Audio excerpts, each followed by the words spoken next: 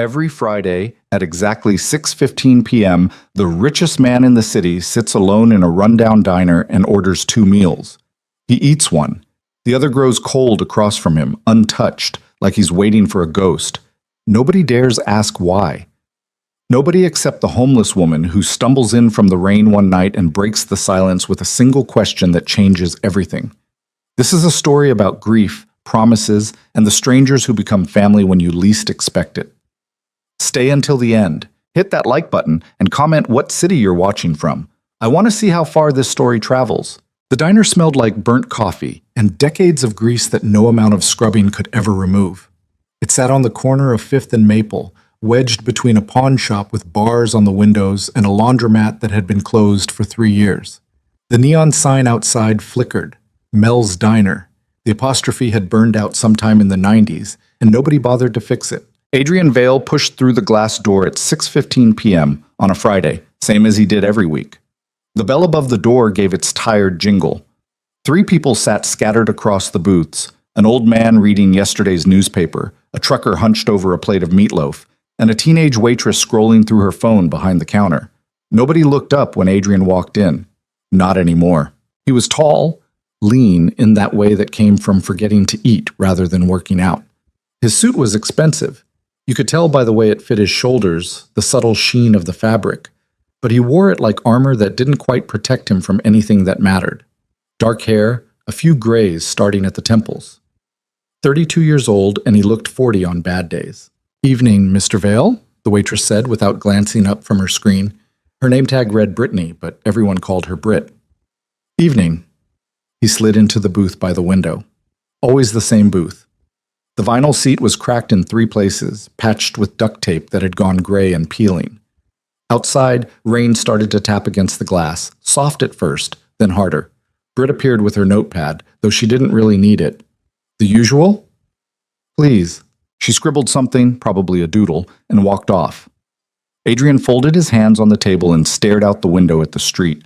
A city bus rolled past, half empty. A man in a stained jacket pushed a shopping cart full of cans.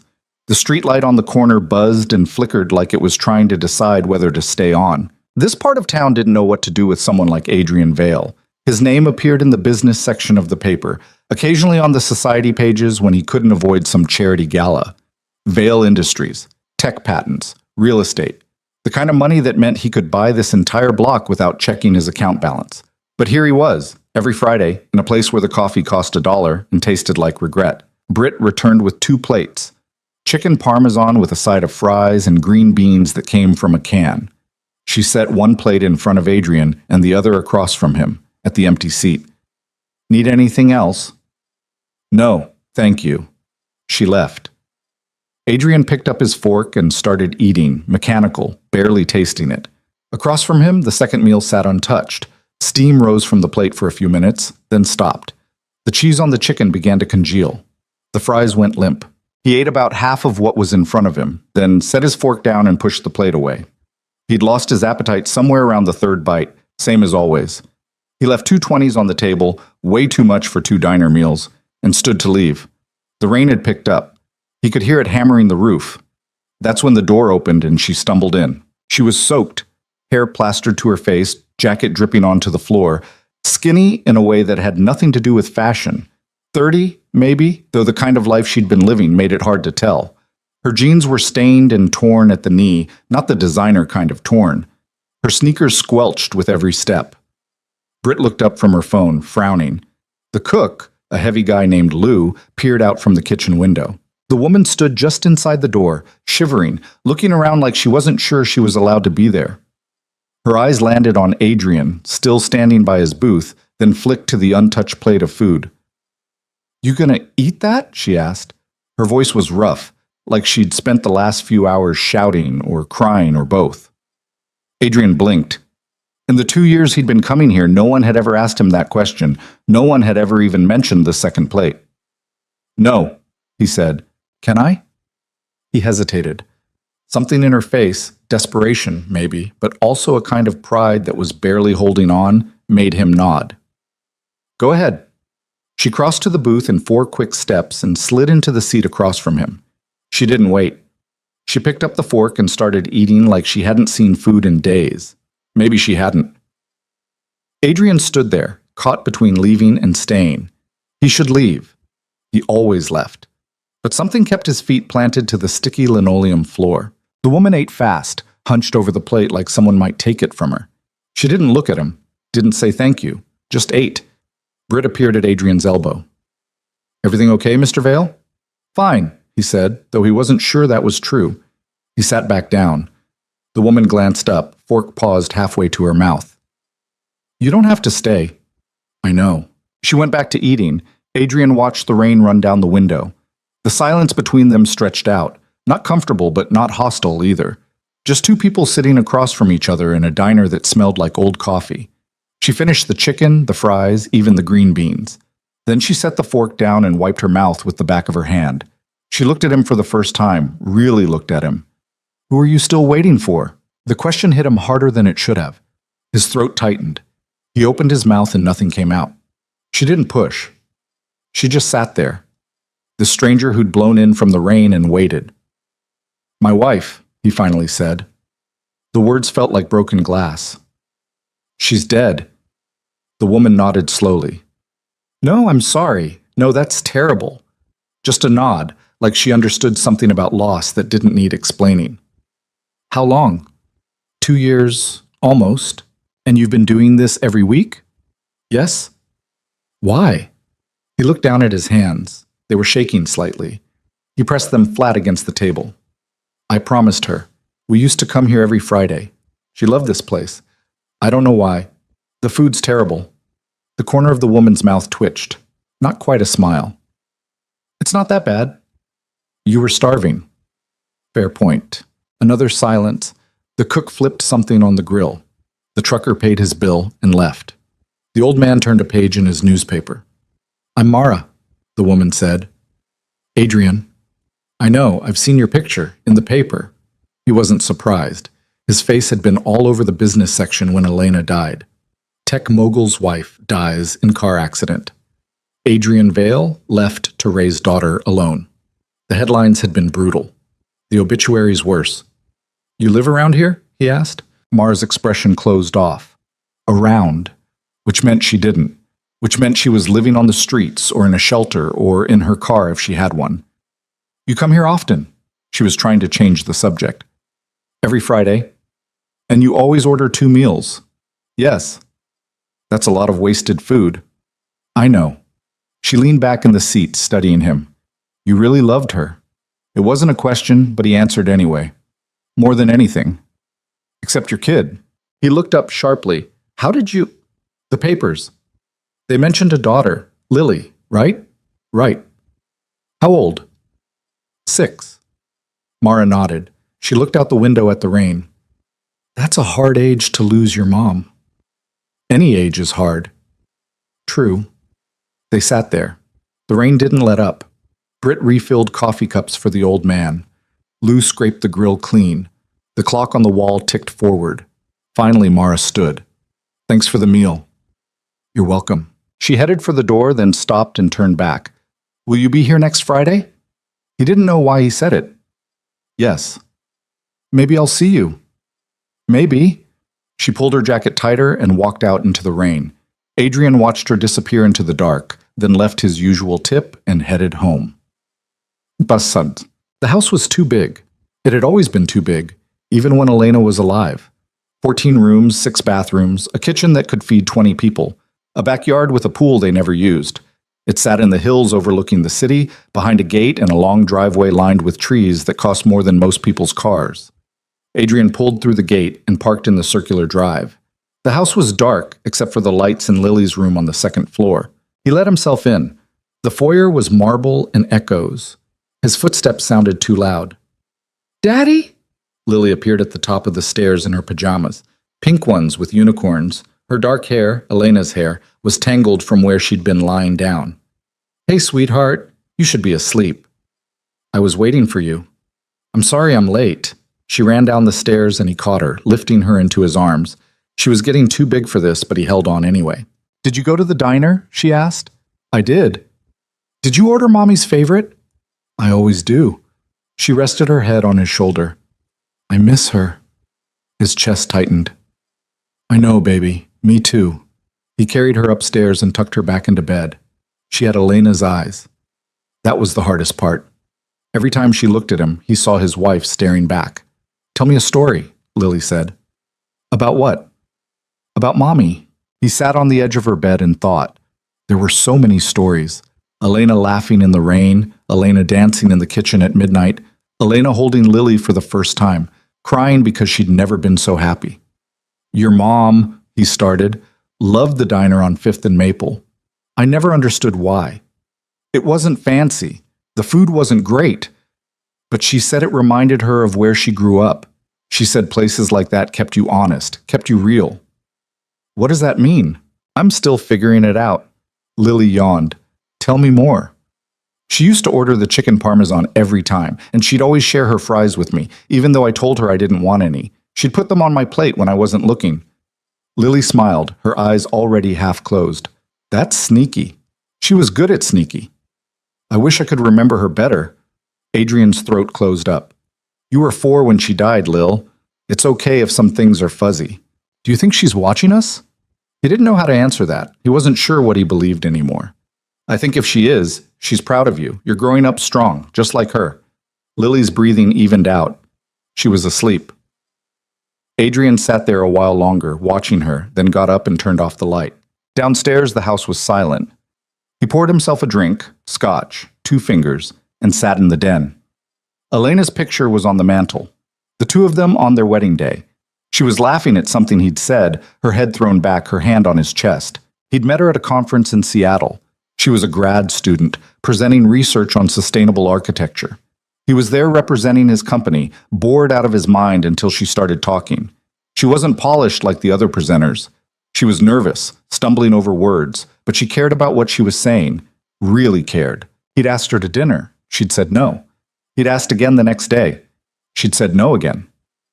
On the 3rd day, she'd finally said yes, but only if they went somewhere cheap because she was broke and didn't want to feel like she owed him anything. They'd ended up at a diner. Not Mel's, that came later, but one just like it. He smiled at the memory, then the smile faded. 2 years.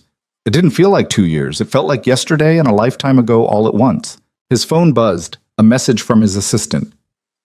Board meeting Monday 9 a.m. Don't be late. He ignored it and finished his drink. The next Friday came slow and fast. Adrian spent the week in meetings, conference calls, putting out fires that didn't really matter. Vail Industries ran itself these days. He'd built it to do that. But people still wanted his input, his approval, his presence. He gave it mechanically. His mind was somewhere else. Thursday night, he told the nanny, a kind woman named Rosa who'd been with them since Lily was born, that he'd be out late Friday. The diner again, she asked. Yes. You know, Mr. Vail, you don't have to keep doing that. I know. Miss Elena, she wouldn't want you, and I know, he said, more sharply than he meant to. Then, softer.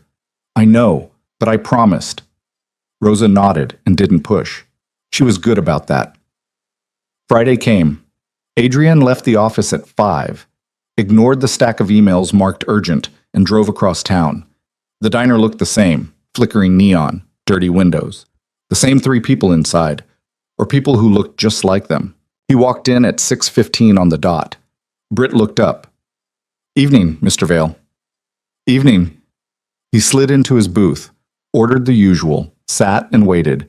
The food came. He started eating. The second plate sat across from him, steam rising, getting cold. At 6:42, the door opened and Mara walked in. She looked better than last week. Still thin, still wearing clothes that had seen better days, but her hair was clean and pulled back. She'd showered somewhere. She wasn't soaked this time. She saw him and crossed to the booth without asking, slid into the seat across from him, same as before. You came, she said. I told you I would. People say a lot of things. I meant it. She looked at the untouched plate. Is this for me or for her? The question caught him off guard. I don't know anymore. She picked up the fork. Mind if I eat it? Go ahead. She started eating, slower this time, not starving, just hungry. Adrian set his fork down. Can I ask you something? Depends. Where are you staying? Her jaw tightened. Why? Just curious. No, you're not. You want to know if I'm homeless. Are you? She chewed, swallowed, took her time answering. I've got a place, sort of. What does that mean? Means it's none of your business. Fair enough. He let it drop. They ate in silence for a while. Then Mara said, You married rich, or did you grow up that way? Neither. I built the company from nothing. Nothing, nothing? Or college kid with a dream, nothing? He almost smiled. Somewhere in between.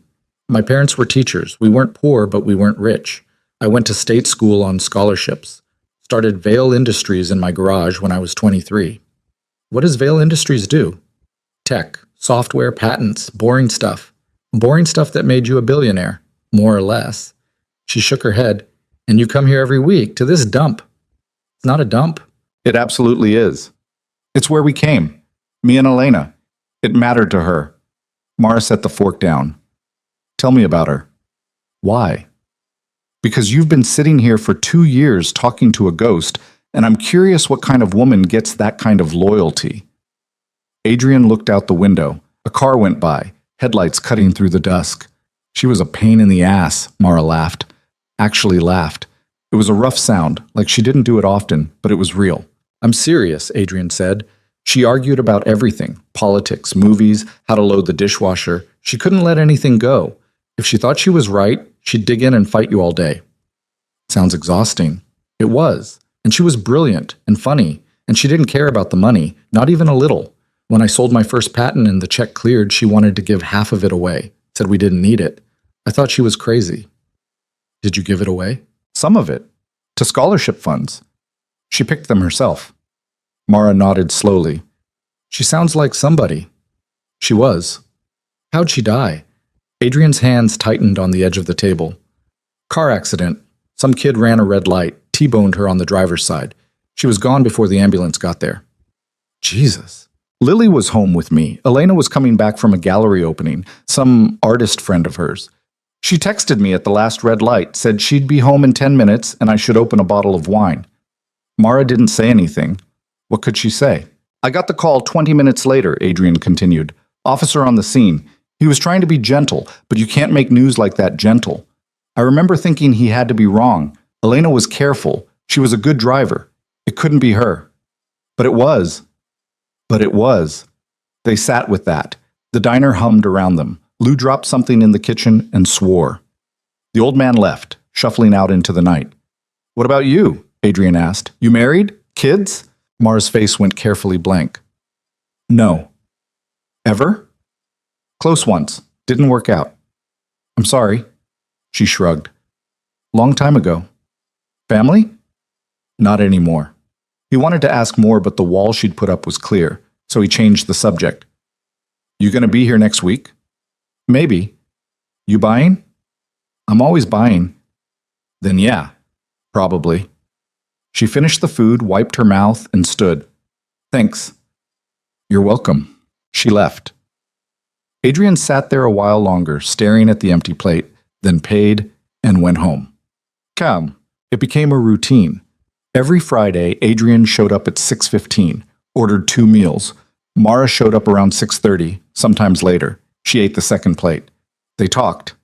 Not about anything deep at first, the weather, the city, stupid stuff on the news. But slowly, the conversation started to dig deeper. Mara told him she'd been a teacher once. 3rd grade, she'd loved it, but budget cuts killed her position and she couldn't find another job. She'd burned through her savings, lost her apartment, ended up on the street. How long? Adrian asked. 2 years, give or take. Same amount of time he'd been coming to the diner. Something about that felt significant, though he couldn't say why. You ever think about getting back into teaching? She laughed bitterly. You need an address for that, a phone that works, references. I've got none of that. There are programs, shelters, people who help. I've tried. You know how many hoops you have to jump through? How many times you get told, we'll call you, and then nothing? After a while, you stop trying. He wanted to argue, wanted to tell her she was giving up, but he didn't. Because he knew what it was like to stop trying. He'd been doing it for 2 years. On the 4th Friday, Mara asked about Lily. She's good, Adrian said. Smart, Too smart, maybe. She asks questions I don't know how to answer. Like what? Like why her mom had to die. Why it wasn't someone else. Someone old or mean or someone who didn't have a kid. What do you tell her? That I don't know, because I don't. Mara nodded. At least you're honest. Doesn't make it easier. Nothing makes it easier. They sat with that. On the 6th Friday, Adrian brought a photo. It was small, wallet-sized. Him and Elena and Lily at the beach. Lily was 3, building a sandcastle. Elena was laughing, her hair wild in the wind. He slid it across the table. Mara picked it up, studied it. She was beautiful. Yeah. Lily looks like her. Too much. Mara handed the photo back. That must be hard. It is, but it's also, I don't know. It's like having a piece of her still here. You're doing okay, you know, as a dad. How would you know? Because you're here every week, keeping a promise to a woman who's gone. That's not nothing. Lily's lucky. Adrian's throat tightened. I don't feel like she's lucky. I feel like I'm failing her every day. You're not. You don't know that. I know what failing looks like. This isn't it. He wanted to believe her. On the 8th Friday, Mara didn't show up. Adrian sat in the booth, the second meal growing cold across from him, and felt the absence like a physical weight.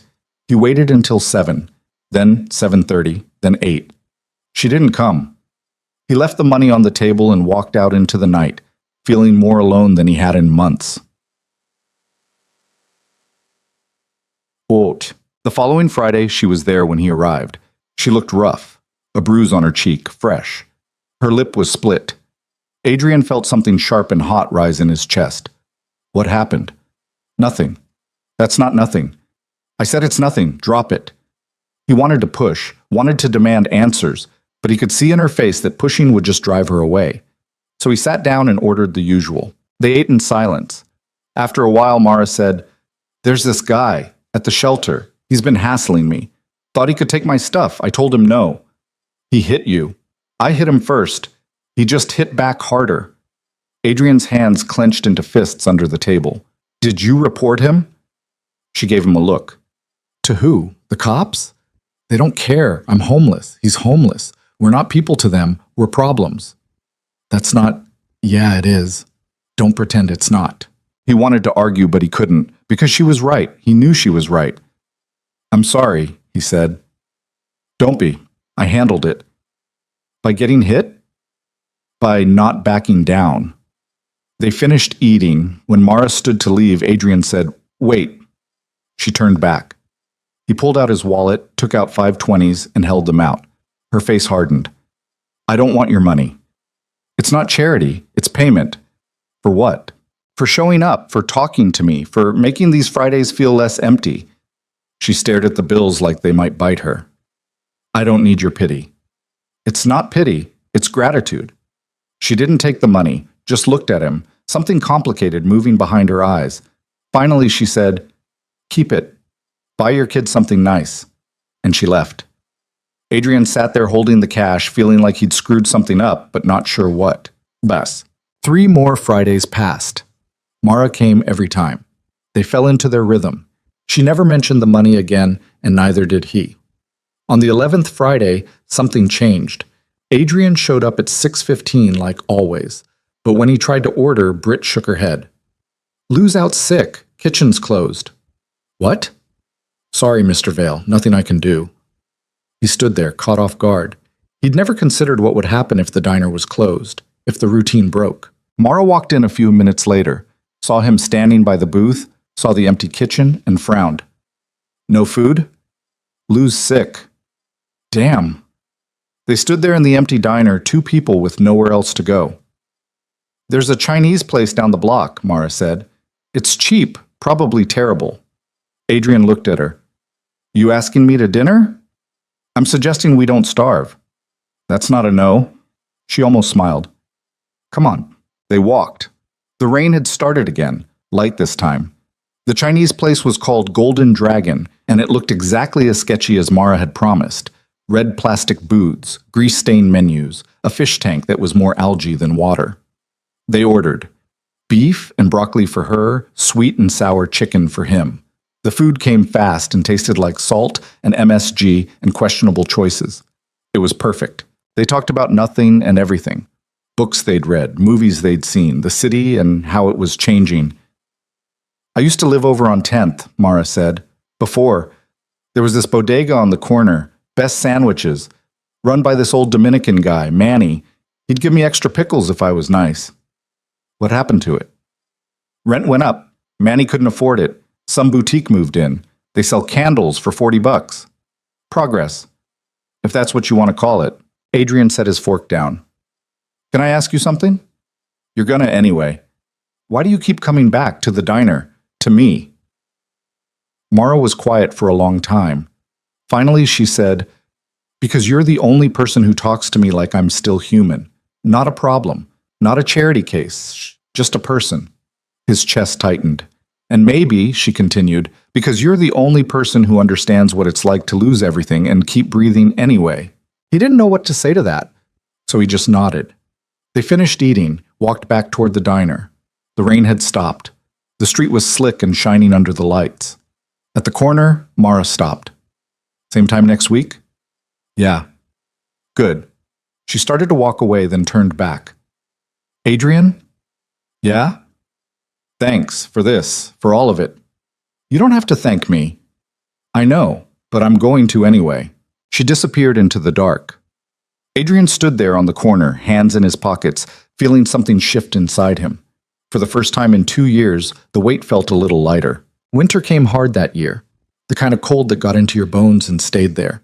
Adrian watched the city transform from his office window, frost creeping up the glass, people hunched against the wind, breath visible in clouds that disappeared as fast as they formed. The Fridays continued. 13, 14, 15. He'd stopped counting after a while, but some part of his brain kept track anyway. Each week he showed up at 6:15. Each week, Mara showed up sometime after. They ate, they talked. The routine became something he didn't just keep out of obligation anymore. It became something he needed. You ever think about changing it up? Mara asked one night. They were on their 16th Friday, or maybe 17th. The diner was nearly empty except for Britt and a couple at the counter who looked like they were having the kind of argument that had been building for years. Changing what up? This. The same meal, same time, same booth. You're like a robot. Adrian cut into his chicken. Elena liked routine, said it made her feel grounded. Elena's not here. The words landed harder than she probably meant them to. Adrian set his fork down. I know that. Do you? What's that supposed to mean? Mara leaned back, arms crossed. She'd found a better jacket somewhere, still secondhand but warmer without the holes. It means you've built a shrine out of Fridays, and I don't know if it's helping you or killing you. Who says it has to do either? Everything does one or the other. Nothing just sits neutral. He wanted to argue but couldn't find the angle. Instead, he said, you don't have to come, you know, if it bothers you. It doesn't bother me. I'm just wondering if it bothers you. It doesn't. Liar. They stared at each other across the table. Outside, snow had started to fall. Light flakes that wouldn't stick but made everything look softer than it was. Fine, Adrian said. Sometimes it bothers me. Sometimes I sit here and I think about how stupid this is. How she's gone and no amount of chicken parmesan is going to bring her back. How I'm a grown man playing pretend. But you keep coming. But I keep coming. Why? He looked at the empty plate across from him. Steam had stopped rising from it 10 minutes ago. Because if I stop, then it's really over. And I'm not ready for it to be really over. Mara's expression softened. Not much, but enough. Okay? Okay? Yeah, okay, I get it. They finished eating in silence. When Mara stood to leave, she paused. For what it's worth, I don't think it's stupid. Sad, maybe, but not stupid. Thanks, I think. She pulled her jacket tight and headed for the door. Adrian watched her go, then noticed she'd left something on the seat. A scarf. Old, frayed at the edges, but clean. He grabbed it and followed her out. Mara, wait. She turned. He held up the scarf. You forgot this. She looked at it, then at him, and something passed across her face too quick to name. Keep it. What? It's cold. You're always in that suit. Keep it. I have scarves. Then give it to your kid. Before he could respond, she was gone, swallowed by the snow and the dark. Adrian stood there holding the scarf, confused, then folded it carefully and put it in his pocket. When he got home, Lily was already asleep. He set the scarf on the kitchen counter and poured himself a drink. Rosa had left a note. Lily ate all her dinner, homework done. She asked about the diner again. She asked about the diner a lot lately. Not in a suspicious way. More curious. Like she was trying to understand something but didn't know how to ask the right questions. He finished his drink and went upstairs. Lily's room was dark except for the nightlight shaped like a moon. She was curled up under the covers, one arm around a stuffed elephant that had been Elena's before it was hers. Adrian sat on the edge of the bed and brushed hair from her forehead. She stirred but didn't wake. He stayed there a while, watching her breathe, wondering what kind of father keeps his daughter at arm's length from the one place that matters to him. The next Friday, he brought the scarf back. Mara was already in the booth when he arrived, which almost never happened. "You're early," he said, sliding in across from her. "Lou gave me the food before you got here. Said it was cold out and I looked frozen." That was nice of him. "Lou's all right, for a guy who can't cook." Adrian set the scarf on the table between them. "You should take this back." "I told you to keep it, and I'm telling you I don't need it." "So give it to Lily. She doesn't need it either." Mara's jaw tightened. "Must be nice, not needing things. That's not what I meant." "Then what did you mean?" He didn't know. He'd brought the scarf back because it felt wrong to keep it, like accepting it meant something he wasn't ready to acknowledge. But saying that out loud sounded ridiculous. "I just think you should have it," he said finally. "It's yours." She stared at him, then grabbed the scarf and shoved it into her jacket pocket. Fine, whatever. They ate without talking. The silence was different this time, heavier, like something had shifted and neither of them knew how to shift it back. Halfway through the meal, Adrian said, "I'm sorry." "For what?" "For being an ass." "You're not an ass, you're just rich. It's different." "How?" "Rich people don't understand when they're being insulting. Poor people know exactly when they are." He thought about that. "You think I'm insulting you?" "I think you live in a world where scarves don't matter, where meals don't matter, where you can throw 20s around and not even notice they're gone. And I live in a world where a scarf is the difference between freezing and not freezing. So yeah, when you try to give back the only thing I've given you, it feels like an insult." Adrian set his fork down. "I didn't think of it like that." "I know, that's the problem." They sat with that. The couple at the counter left. Britt refilled their water glasses without asking. The snow outside turned to sleet, tapping against the windows. "Keep the scarf," Mara said finally. "Give it to Lily. Tell her it's from someone who wants her to stay warm." "She'll ask who." "Then tell her. Or don't, I don't care." But she did care. Adrian could tell. He folded the scarf and put it in his coat pocket. "Thank you." "Don't mention it." "I mean it. I said don't mention it." Another Friday passed, then another. The scarf sat in Adrian's car for a week before he finally brought it inside. Lily found it on the counter. "What's this?" she asked. "A scarf. Someone gave it to me." "Who?" "A friend." "What friend?" Adrian hesitated. He'd never told Lily about Mara, never mentioned the woman who ate Elena's meal every week. It felt like crossing a line he couldn't uncross. "Just someone I know," he said. Lily held the scarf up, examining it. "It's old." "Yeah, I like it." She wrapped it around her neck, even though they were inside and it was warm. She looked at herself in the reflection of the microwave. "Can I keep it?" "That's why I brought it home." "Tell your friend thank you." "I will." Lily wore the scarf to school the next day, wore it until spring came and made it too warm. By then it had become one of her favorite things, up there with the stuffed elephant and the picture of Elena she kept on her nightstand. The 20th Friday, Mara didn't show up. Adrian waited until 8, same as before. Paid his bill, left. But this time, the worry didn't go away. It sat in his chest like a stone, heavy and sharp. He drove around for an hour. Past the shelter on 8th Street, past the park where people camped under the overpass. He didn't see her, didn't know what he'd do if he did, but he looked anyway. The next Friday, she was back. She looked worse, thinner, tired in a way that went beyond missing sleep. She slid into the booth without a word and started eating. "Where were you last week?" Adrian asked. "Around." "That's not an answer. It's the only one you're getting." He wanted to push but knew better. Instead he said, "You look like hell." "Thanks. You're a real charmer." "I'm serious, Mara. What's going on?" She set her fork down hard enough that it clattered against the plate. "What do you want me to say? That I'm tired? That I'm cold all the time? That every day is the same nightmare on repeat and I don't know how much longer I can keep doing this? Is that what you want to hear?" "I want to help." "You can't." "Let me try." "Why? What's in it for you?" The question caught him off guard. "Nothing. I just want to help." "Nobody helps for nothing." "I do." She laughed, bitter and sharp. "You don't even know me." "I know enough. You know I eat your dead wife's food every Friday. That's it. That doesn't make us friends." The words hit like a punch. Adrian sat back, stunned. "Is that what you think?" "It's what I know." "You're wrong." "Am I?" "Yes. You're—" He stopped, searching for the right words. "You're the only person I talk to who doesn't want something from me, who doesn't look at me like I'm broken or like I'm a paycheck. You show up and you're just here. That matters." Mara's expression wavered. "Don't." "Don't what?" "Don't make this more than it is."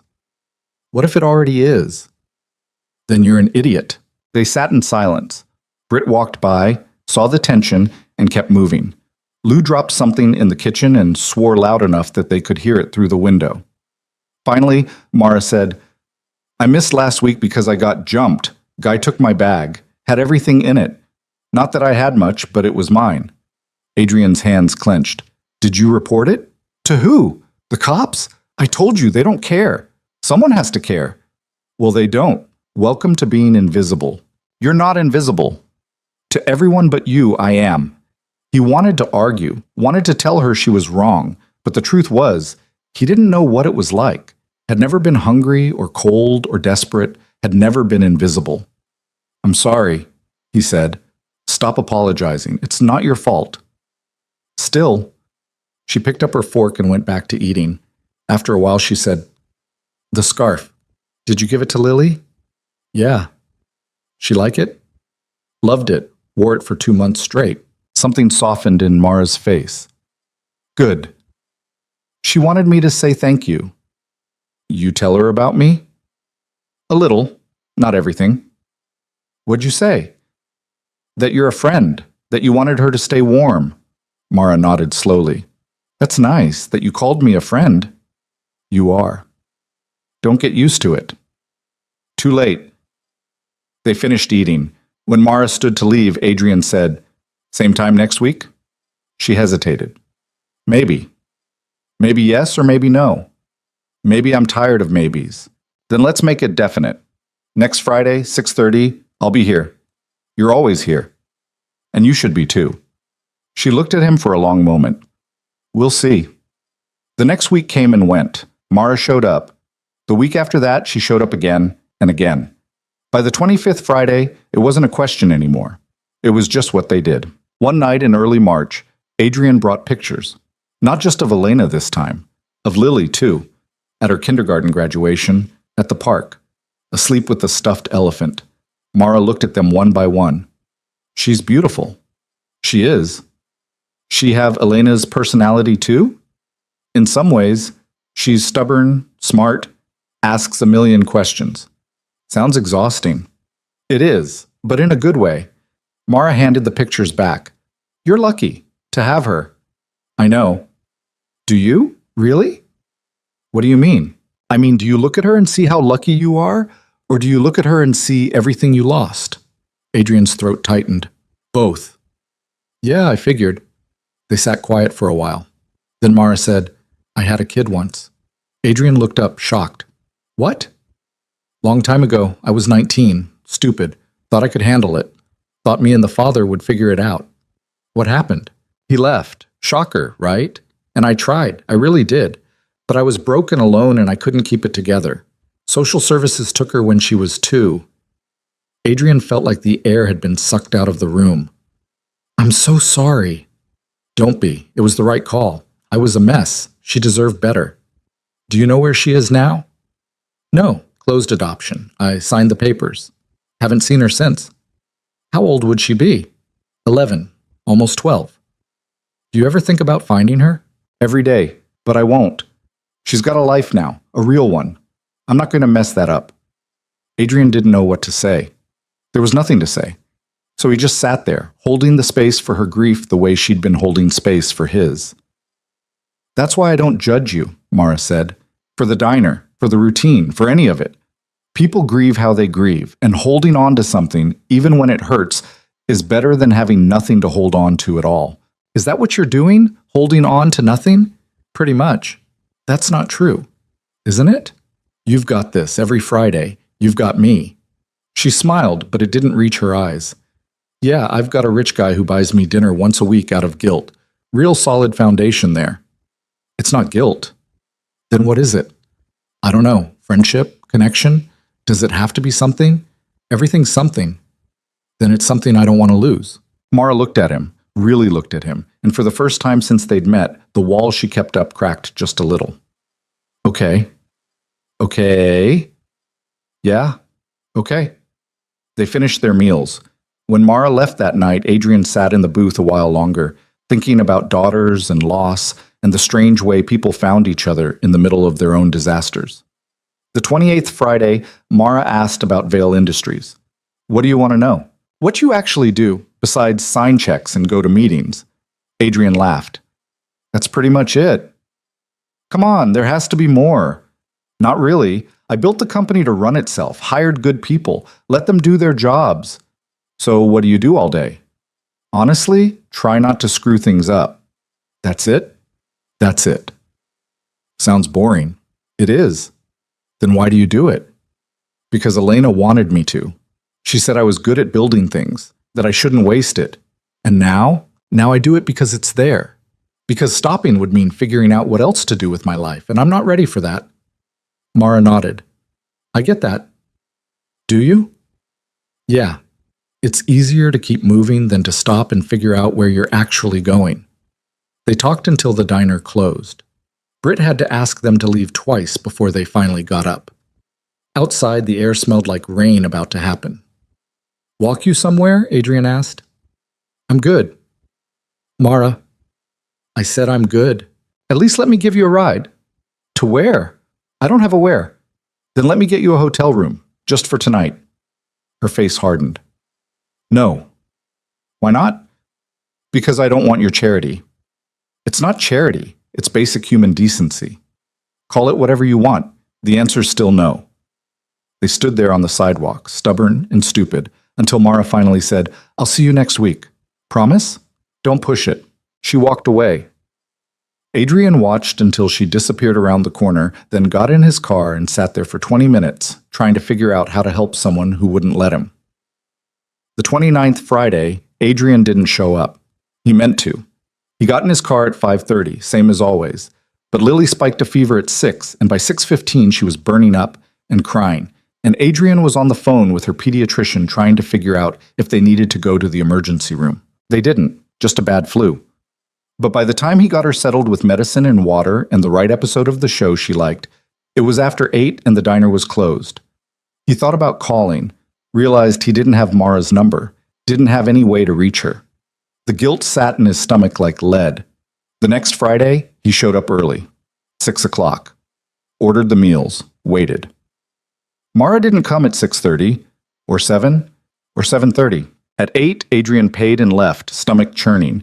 He drove to the shelter on 8th, asked if anyone knew a woman named Mara, got blank stares, drove to the park, the overpass, every place he could think of.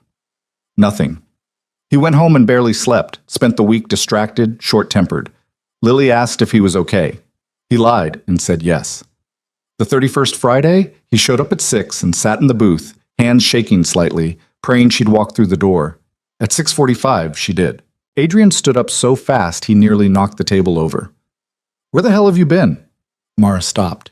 Excuse me? I've been looking for you. I went to shelters, the park. I thought... He stopped, not sure how to finish that sentence. You thought what? I don't know. that something happened to you. Something's always happening to me. That's life. That's not funny. I'm not joking. They stood there, half the diner between them. Then Mara walked over and slid into the booth. I'm fine. Relax. Where were you? Last week and the week before? Around. Mara, she sighed. I was in the hospital. Nothing serious, just got pneumonia. They kept me a few days to make sure I didn't die. Adrian felt the blood drain from his face. Why didn't you tell me? How? I don't have your number, and it's not like we're family. We're friends. Friends have phone numbers. Then give me yours. I don't have a phone. Then I'll get you one. No? Why not? Because I don't want to owe you anything. You wouldn't owe me anything. That's not how it works. When rich people give poor people things, there's always strings. Not with me. Especially with you. Adrian sat down hard. What's that supposed to mean? It means you're trying to save me, and I don't need saving. I'm not trying to save you. Then what are you doing? I'm trying to be your friend. Why? Because I care about you. The words hung in the air between them. Mara's expression went carefully neutral. Don't. Don't what? Don't care about me. It won't end well. Too late. Adrian, I mean it. You matter to me. Deal with it. They stared at each other. Finally, Mara said, You're an idiot. So you keep telling me. I mean it this time. I know. She shook her head, almost smiling. Fine. You want to care? Care. But don't say I didn't warn you. They ate their meals, talked about nothing important, but something had shifted. Some line had been crossed that neither of them could uncross. When Mara left that night, Adrian followed her out. Hold on, he said.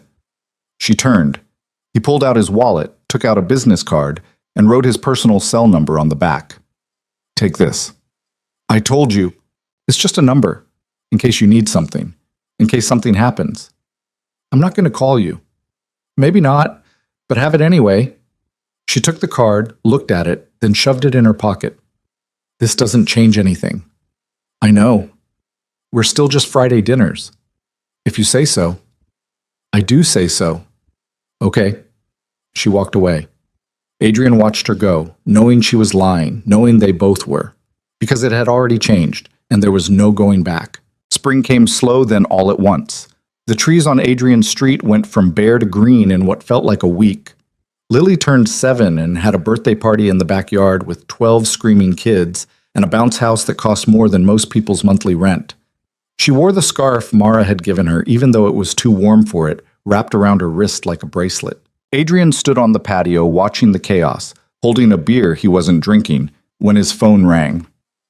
Unknown number. He almost didn't answer. Then something made him pick up. Hello? It's me. Mara's voice. He stepped away from the noise toward the far corner of the yard. Hey, you okay? Yeah, fine. She paused. I found a phone. Well, someone gave me one. It's a piece of junk, but it works. That's good. Yeah, so I'm calling, like you said I could. I'm glad you did. Another pause. In the background of her call, he could hear traffic. Voices. The city. I'm not calling because I need something, Mara said. I just wanted you to know I had a number now, in case. In case what? In case you needed to reach me, or whatever. Adrian smiled. Can I have it? She rattled off the number. He typed it into his phone, saved it under her name. Got it, he said. Okay, good. Mara? Yeah? I'm glad you called. Don't make it weird. Too late. He heard her exhale, almost a laugh. I'll see you Friday. See you Friday. She hung up. Adrian stood there holding his phone, feeling something warm spread through his chest. Behind him, kids screamed and the bounce house wheezed and Lily laughed so hard she snorted. Rosa appeared at his elbow. Everything okay, Mr. Vale? Yeah, everything's fine. That Friday, something was different. Adrian felt it the moment he walked into the diner. Mara was already there, in the booth, but she wasn't alone. She was talking to Britt. Actually talking, not just ordering. The two of them were laughing about something. When Adrian approached, Britt looked up. Oh, hey, Mr. Vale. Your friend here was just telling me about the time she accidentally locked herself in a school supply closet. For 3 hours, Mara added. The janitor found me asleep on a box of paper towels. Adrian slid into the booth. When was this? When I was teaching. Kid asked me to get construction paper and I wasn't paying attention. Door locked behind me. No windows. No phone signal. I just gave up and took a nap. Britt laughed. That's amazing. That's embarrassing. Both things can be true. Britt went to put their order in. Adrian looked at Mara. You're in a good mood. Am I not allowed to be? No, it's just, you are. It's nice. She shrugged. Found a new shelter. Better than the last one. They've got actual beds, showers that work. It's not much, but it's something. That's great. Yeah, and I've been talking to this woman there, Carmen. She runs a job program, helps people get back on their feet. I'm thinking about doing it. Adrian felt hope rise in his chest. You should. I don't know. It's a lot of hoops. Background checks, references, all the stuff I don't have. But you're thinking about it. I'm thinking about it. The food came. They ate.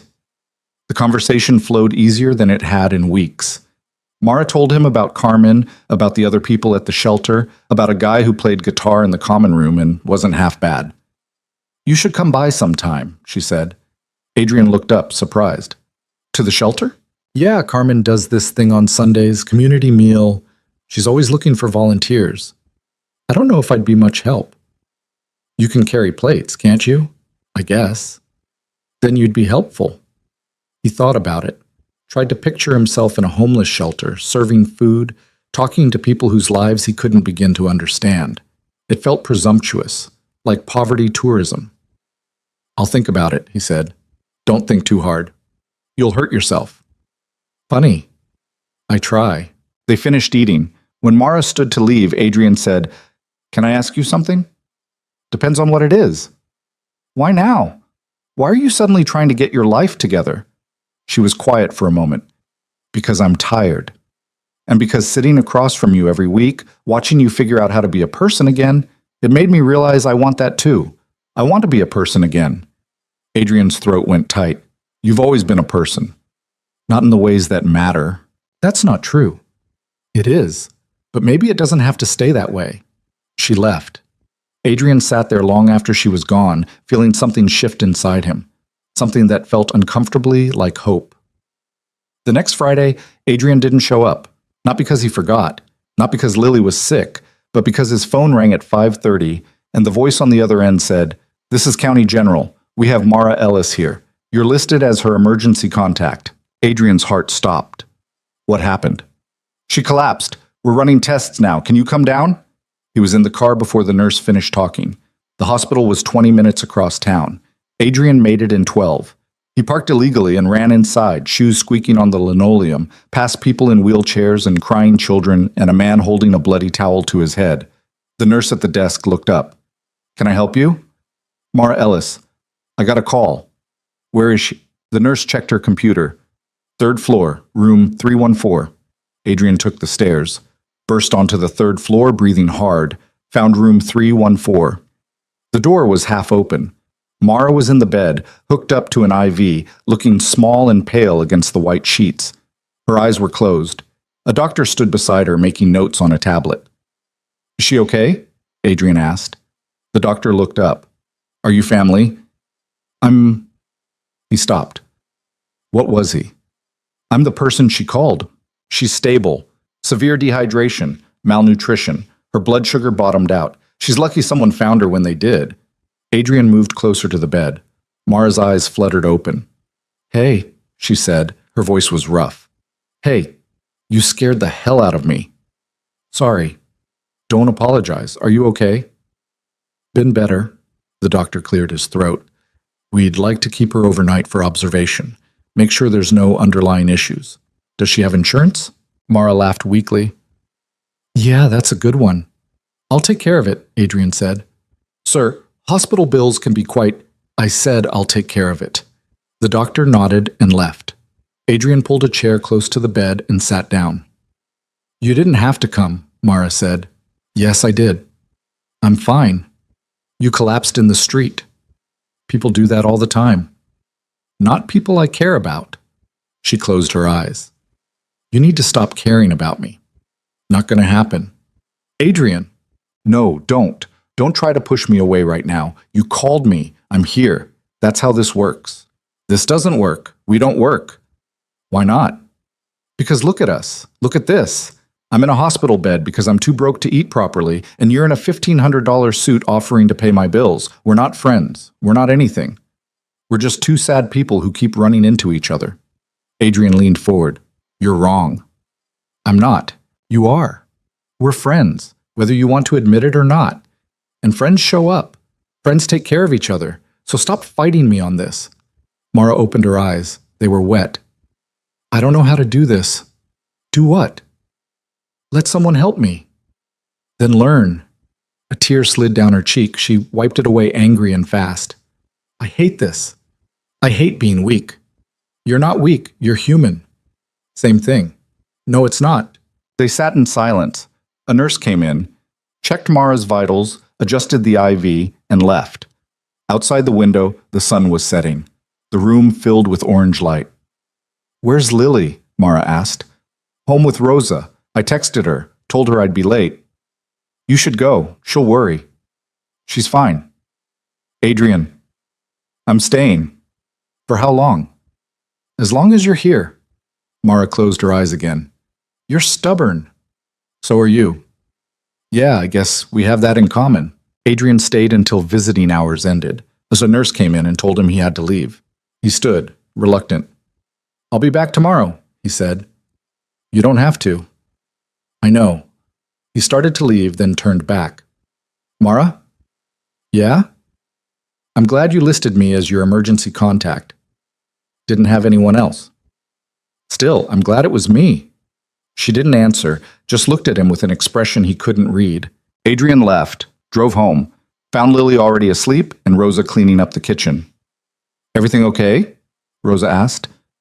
Yeah, a friend was in the hospital. I had to check on them. The woman from the diner? Adrian looked at her, surprised. How did you... Lily talks. She mentioned her father has a friend who eats with him on Fridays, a woman who gave her the scarf. Oh, is she all right? Your friend? She will be. Rosa nodded. That's good. She must mean a lot to you, for you to drop everything like that.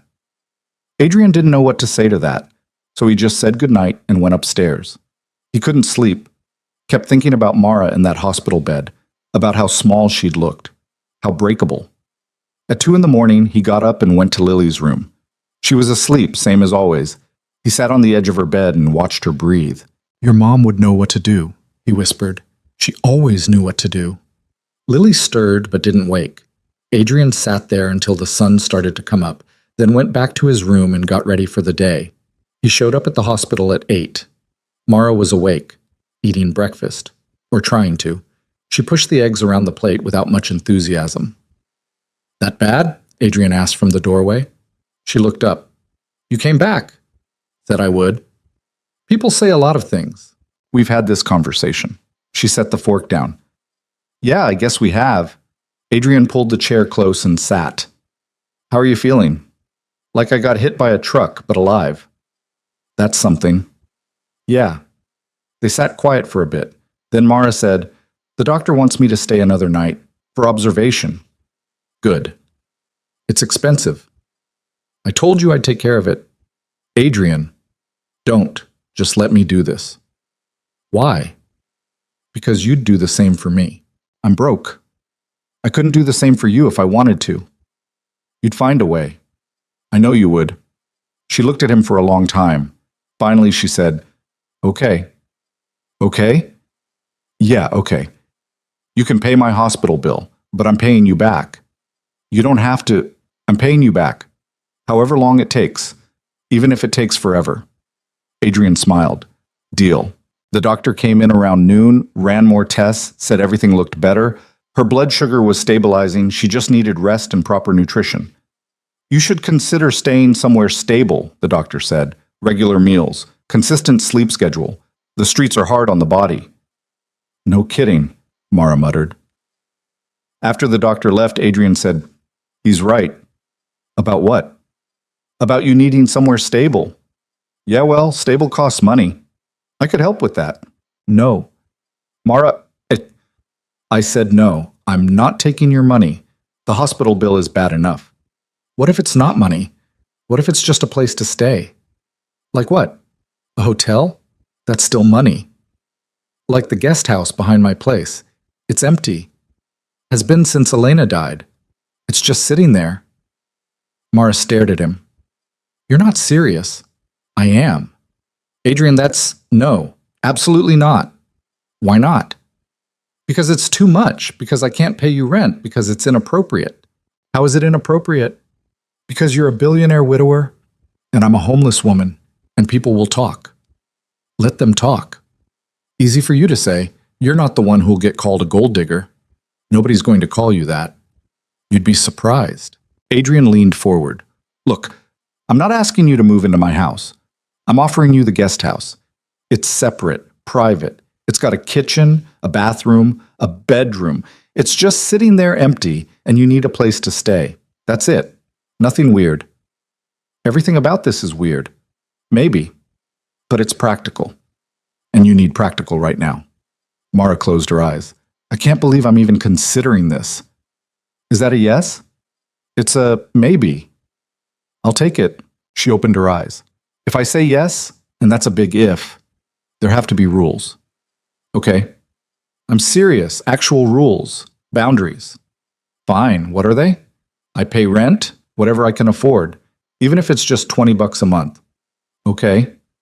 And I keep to myself. I'm not your charity project. I'm not your friend who needs saving. I'm just someone renting a room.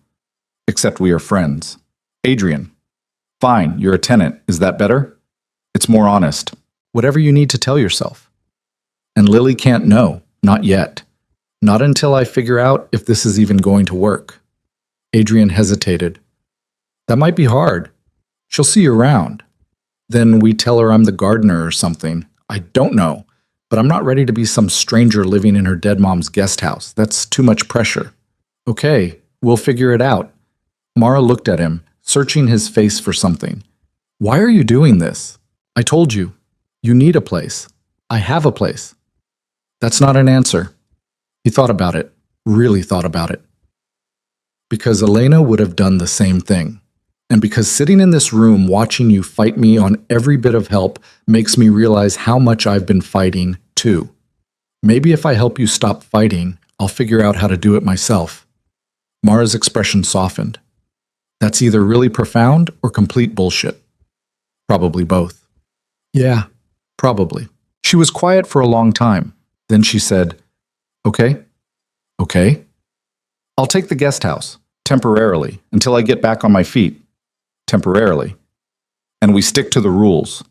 All of them. Especially the ones about boundaries. Especially those. She held out her hand. Deal? He shook it. Her grip was weak but firm. Deal. The hospital released Mara the next day. Adrian picked her up in his car, a sleek black sedan that made her laugh when she saw it. Of course you drive this, she said. What's wrong with it? Nothing. It's just so you. I don't know what that means. Expensive and boring. Hey, I'm kidding, mostly. They drove across town to his place. Mara stared out the window as they climbed into the hills, past bigger and bigger houses, gates and long driveways and lawns that looked like golf courses. You live up here? She asked. Yeah. Jesus. Is that a problem? No, it's just, this is a different planet. It's just a neighborhood. Just a neighborhood, right, where houses cost $10 million. 12, actually. She looked at him. You're not helping. He pulled through the gate and up the driveway. The house rose in front of them, all glass and stone and architectural angles. Mara got out of the car slowly, staring. This is where you live? Yeah. With just you and Lily. And Rosa. 3 people in this whole place. It's too big. I know. Elena always said so, too. Mara shook her head. I don't even know what to say. You don't have to say anything. Come on. The guest house is around back. He led her along the side path, past the pool and the garden and the patio with furniture that probably cost more than she'd made in a year when she was teaching. The guest house sat at the edge of the property, small and modern, with big windows and a green roof. Adrian unlocked the door, and they stepped inside. It was beautiful. Clean and bright with hardwood floors and white walls and furniture that looked like it came from a magazine. A kitchenette in one corner. A bathroom with a shower that had 3 different heads, a bedroom with a queen bed, and sheets that probably had a thread count in the thousands. Mara stood in the middle of the room, frozen. "Is it okay?" Adrian asked. She didn't answer, just stood there, staring. "Mara?" She turned. Her eyes were wet. "It's perfect." "Yeah?" Yeah, she wiped her face. Sorry, I haven't had a place in so long. A real place, with a door that locks and a bed, and her voice broke. Adrian stepped closer but didn't touch her. Take your time. Get settled. There's food in the fridge, towels in the bathroom. If you need anything, the main house is right there. Okay? And Mara? Yeah? Welcome home, she laughed, wet and shaky. Don't get ahead of yourself, I'm just renting. Right, just renting. He left her there and walked back to the main house. Inside, Lily was in the kitchen with Rosa, doing homework at the counter. "Daddy!" She jumped down and ran to him. "Where were you?" "I had to help a friend. Remember I told you?" "Is she okay?" "She's better." "Good." Lily went back to her homework. "Rosa said we're having spaghetti for dinner." "Sounds good." He stood there watching her write, thinking about the woman in the guest house, and the daughter who didn't know she was there, and the wife who would have handled this whole situation better than he was. That night, Adrian lay in bed and stared at the ceiling. His phone buzzed. A text from an unknown number. "Thank you, I mean it." M. He typed back. "You're welcome, sleep well." 3 dots appeared, then disappeared, then appeared again. This is weird, right? Me being here? A little, but good weird or bad weird? Adrian thought about it. Good weird. I think. You think? I'm figuring it out as I go. Yeah. Me too. The dots disappeared. Stayed gone. Adrian set his phone down and closed his eyes. Outside, the city stretched below them, lights flickering like stars that had fallen to earth.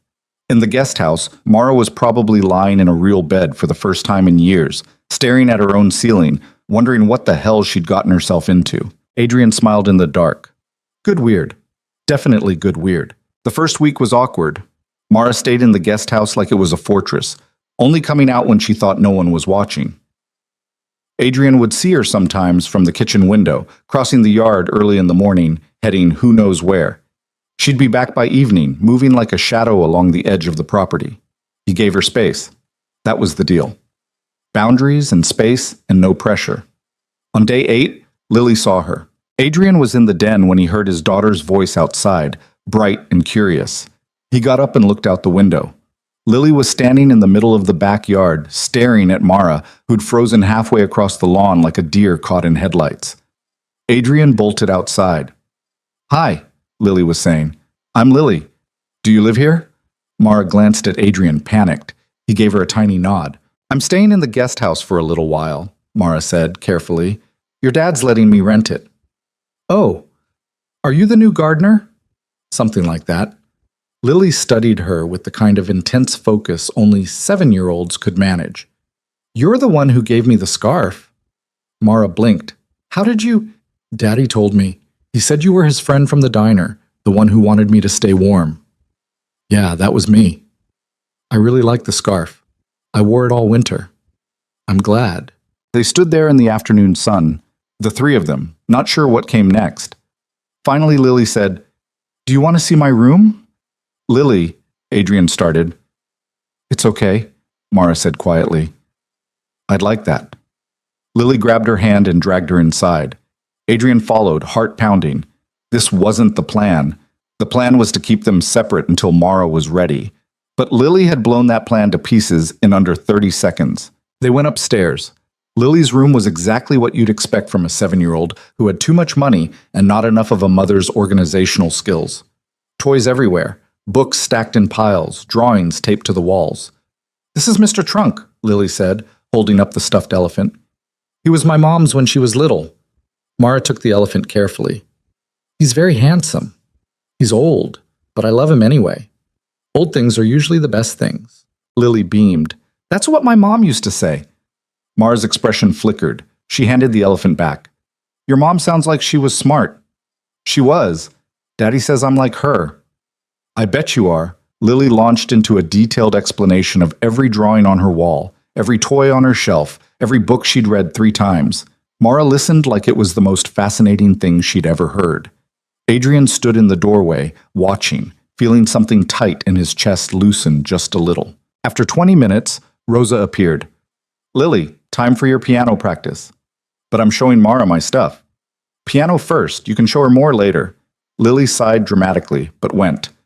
Mara stood up, looking relieved and overwhelmed in equal measure. "Sorry," Adrian said. "She's persistent." "She's great." "Yeah, she is." They walked downstairs and out into the yard. When they were far enough from the house, Mara said, "That was too much, right? I shouldn't have. It was fine. She knows who I am now."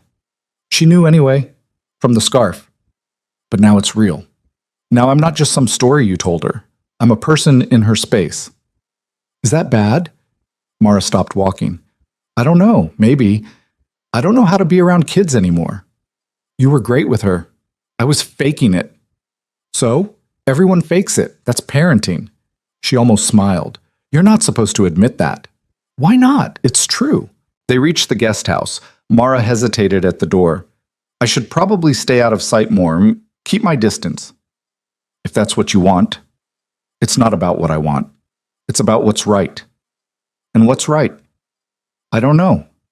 She looked exhausted. "I used to know, before everything fell apart. Now I just make it up as I go and hope I don't screw up too badly." Adrian understood that feeling better than he wanted to admit. "Join the club." She went inside. Adrian walked back to the house. Through the window, he could see Lily at the piano, fingers picking out a melody that was almost right. Rosa stood nearby, patient and kind. Everything looked normal, safe. But something had shifted. Some invisible line had been crossed, and there was no going back. That night, after Lily was asleep, Adrian texted Mara. "You still up?" "Yeah." "Want to talk?" "About what?" "Today." "Lily, whatever's on your mind." 3 dots. Then nothing. Then, "Meet me outside?" Adrian grabbed a jacket and went out. Mara was sitting on the steps of the guest house, wrapped in a blanket, staring at the city lights below. He sat beside her. "Can't sleep?" "Never could. Even before. I'm a night person." "Me too." Elena used to hate it. She'd be asleep by 10 and I'd be up until 2, working or reading or just thinking. "What do you think about?" "Everything. Nothing. What I should have done differently. What I need to do tomorrow. Whether I'm failing, Lily, the usual." Mara nodded. "Yeah, I get that." They sat in silence for a while. The night was cool, but not cold. Somewhere in the distance, a dog barked. "I saw her today," Mara said. "My daughter. Not in person, just in my head. She'd be 12 now, almost a teenager. I wonder if she looks like me, if she's happy, if her parents tell her she's adopted, or if they pretend she's theirs." "Do you wish you hadn't given her up?" "Every single day. But I also know it was the right thing. I couldn't take care of her. I couldn't take care of myself. She deserved better." "You don't know that you couldn't have figured it out." "Yes, I do. I was 19 and broke, and the father was gone, and I was barely holding it together. Keeping her would have been selfish, would have ruined both our lives. Or maybe it would have saved yours." Mara looked at him. "That's a nice thought. But it's not reality." "How do you know?" "Because I'm here. Living in your guest house because I collapsed in the street from not eating enough. That's where I ended up. Imagine where I'd be if I'd had a kid to worry about." Adrian didn't have an answer for that. "I think about her when I see Lily," Mara continued. "I wonder if my daughter has that same energy, that same curiosity, if she's loved the way Lily's loved. I'm sure she is. You don't know that." "No, but I choose to believe it." Mara pulled the blanket tighter. "You're an optimist. That's weird for someone who's been through what you've been through." "I'm not an optimist. I'm just trying not to drown in the alternative." "Fair enough." They sat until the cold got to be too much, then said goodnight and went their separate ways. Adrian climbed into his too-big bed and stared at the ceiling, thinking about daughters and choices and the million ways life could go wrong. The next Friday, they didn't go to the diner. It felt wrong at first, like breaking a promise. But Mara pointed out that she was literally living in his backyard now, and maybe it was time to acknowledge that things had changed. We could still go, Adrian said, if you want to. Do you want to? He thought about it. The booth, the chicken parmesan, the ritual of it all. I don't know. Part of me does. Part of me thinks maybe we don't need it anymore. Then let's skip it. Just this once. See how it feels. They stayed home instead. Mara cooked dinner in the guest house kitchen, pasta with vegetables and garlic bread that smelled incredible. She invited Adrian over and he brought wine he'd been saving for nothing in particular. Lily was at a sleepover. The house felt empty without her. But the guest house felt alive. They ate at the small table by the window, talked about everything and nothing. Mara told him about Carmen's job program, how she had an interview lined up at an elementary school for a teacher's aide position. That's amazing, Adrian said. It's minimum wage and part-time. Not exactly amazing. It's a start. Yeah, it is. When's the interview? Monday. If I don't completely blow it, maybe they'll hire me. You won't blow it. You don't know that. I know you. You'll be great. She looked at him across the table, something soft in her expression. You have a lot of faith in me. Someone should. Why you? Why not me? Because you barely know me. I know enough. What do you know? Adrian set his wine glass down. I know you're stubborn and proud, and you fight help even when you need it. I know you've been through hell and came out the other side still caring about people. I know you gave your daughter a better life even though it broke you. I know you showed up every Friday for months because you knew I needed someone to show up. That's what I know. Mara's eyes went bright. She looked away, blinking fast. Stop. Stop what? Being nice. It makes it hard to keep my walls up. Good. Your walls are exhausting. She laughed, wet and surprised. You're exhausting. I've been told. They finished dinner, cleaned up together. Adrian washed, Mara dried. It felt domestic in a way that should have been uncomfortable, but wasn't. When they were done, Mara walked him to the door. Thanks for tonight. Thank you for cooking, for letting me skip the diner without guilt. We can still go if you want, next week. Maybe. Or maybe we start a new tradition. Like what? I don't know. We'll figure it out. She smiled. Yeah, we will. Adrian walked back to the main house feeling lighter than he had in months. Monday came. Mara left early for her interview, dressed in clothes Adrian had quietly bought and left in a shopping bag by her door with no note. She hadn't mentioned them, hadn't thanked him, but she'd warned them. He spent the day distracted, snapped at his assistant during a conference call, couldn't focus on the contracts in front of him. By 3 o'clock he gave up and went home. Lily was doing homework at the kitchen table. Where's Mara? She had an interview for a job. Is she going to move out? The question caught him off guard. What? If she gets a job, will she leave? I don't know, Lil. Maybe eventually. I don't want her to leave. Why not? Lily shrugged. I like her. She's nice and she listens when I talk. Really listens. Not like grown-ups who pretend to listen, but they're really thinking about other stuff. Adrian sat down across from her. You've only talked to her a few times.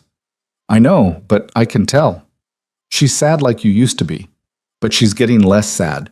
Like you. I'm not sad. Lily gave him a look that was far too knowing for 7. You're less sad than you were, before Mara came. He didn't know what to say to that. I think Mom would like her, Lily added quietly. Adrian's throat closed. Yeah? Yeah. Mom liked people who tried hard. Mara tries hard. She does? So can she stay, even if she gets the job? That's up to her, sweetheart. But you want her to stay, right? Adrian looked at his daughter, at her hopeful face and Elena's eyes. Yeah, I do.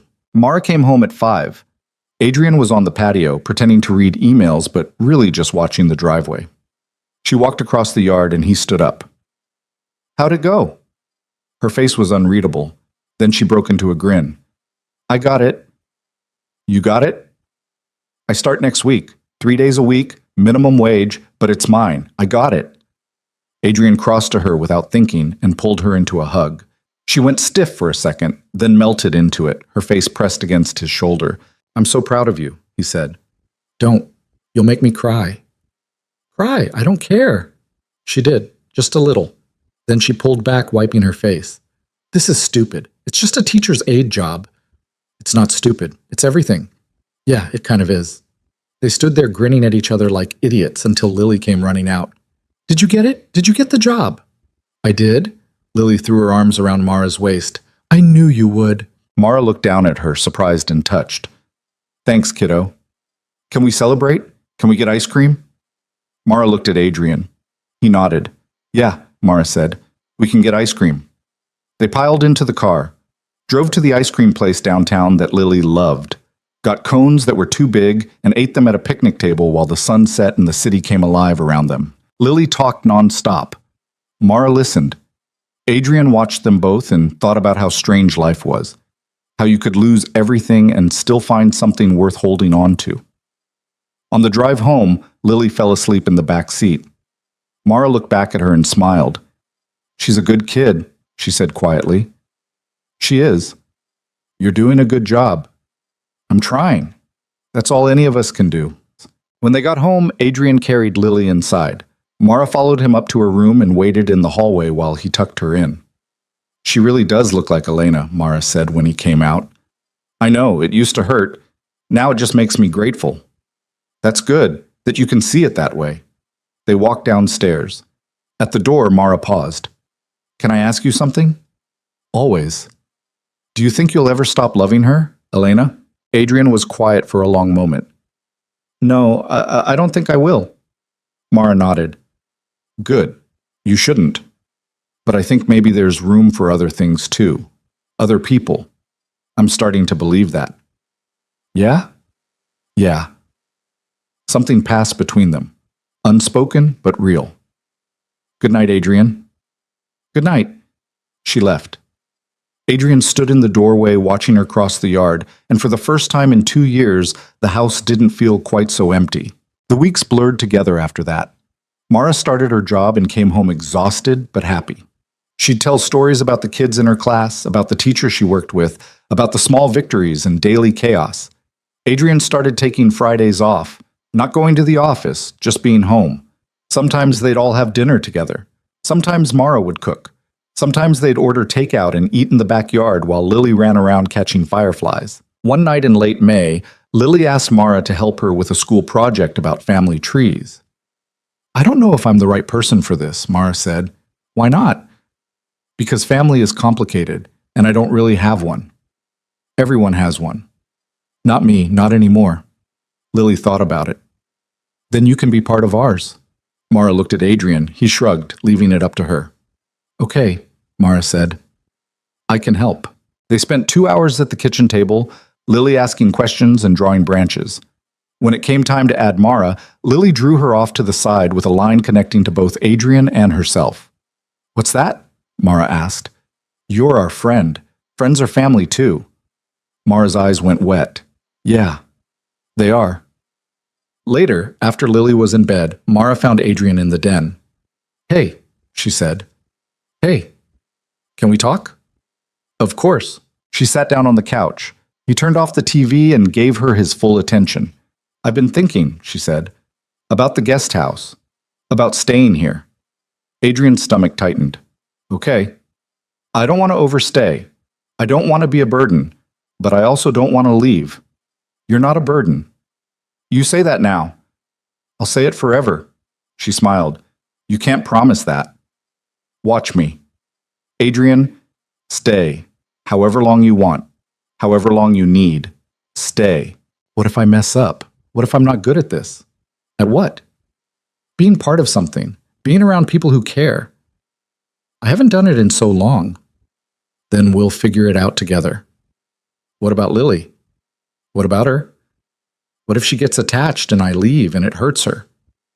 What if you stay and it's good for all of us? Mara looked at him, really looked at him. You make it sound easy. It's not easy, but it's simple. You're here. We want you here. Stay. She was quiet for a long time. Then she said, Okay. Okay. I'll stay. For now. For now is good enough. She stood up, started to leave, then turned back. Adrian? Yeah? Thank you. For everything. For seeing me when I was invisible. For not giving up on me when I gave up on myself. You never gave up. You just got tired. Same thing. No, it's not. She smiled, small and real. Good night. Good night. After she left, Adrian sat in the dark for a while. The house was quiet. Outside, he could see the guest house lights still on, Mara moving around inside. He thought about Elena, about the promise he'd made to never abandon the diner, about how he'd kept that promise for 2 years until the promise changed into something else, something alive and growing. He pulled out his phone, opened his photos, found the picture of him and Elena at the beach, looked at it for a long time. I think you'd understand, he said to the image. I think you'd want this.